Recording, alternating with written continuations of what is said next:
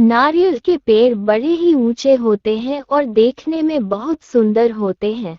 एक बार एक नदी के किनारे नारियल का पेड़ लगा हुआ था। उस पर लगे नारियल को अपने पेड़ के सुंदर होने पर बहुत गर्व था। सबसे ऊंचाई पर बैठने का भी उसे बहुत मान था। इस कारण घमंड में चूर नारियल हमेशा ही नदी के पत्थर को तुच्छ पड़ा हुआ कहकर उसका अपमान करता रहता। एक बार एक शिल्पकार उस पत्थर को लेकर बैठ गया और उसे तराशने के लिए उस पर तरह तरह से प्रहार करने लगा। ये देख नारियल को और अधिक आनंद आ गया। उसने कहा, ऐ पत्थर, तेरी भी क्या जिंदगी है। पहले उस नदी में पड़ा रहकर इधर उधर टकराया करता था और बाहर आने पर मनुष्य के पैरों तले रौंदा जाता था, और आज तो हद ही हो गई। ये शिल्पी तुझे हर तरफ से चोट मार रहा है और तू पड़ा देख रहा है। अरे, अपमान की भी सीमा होती है। कैसी तुच्छ जिंदगी जी रहा है। मुझे देख कितनी शान से इस ऊंचे वृक्ष पर बैठता हूँ। पत्थर ने उसकी बातों पर ध्यान ही नहीं दिया।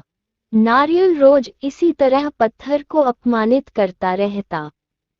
कुछ दिनों बाद उस शिल्पकार ने पत्थर को तराश कर शालिग्राम बनाए और पूर्ण आदर के साथ उनकी स्थापना मंदिर में की गई।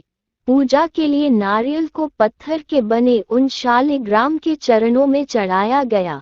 इस पर पत्थर ने नारियल से बोला, नारियल भाई, कष्ट सहकर मुझे जो जीवन मिला उसे ईश्वर की प्रतिमा का मान मिला।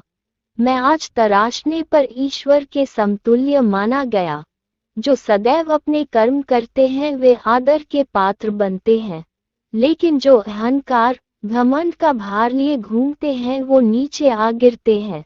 ईश्वर के लिए समर्पण का महत्व है, घमंड का नहीं। पूरी बात नारियल ने सिर झुकाकर स्वीकार की, जिस पर नदी बोली, इसे ही कहते हैं घमंडी का सिर नीचा।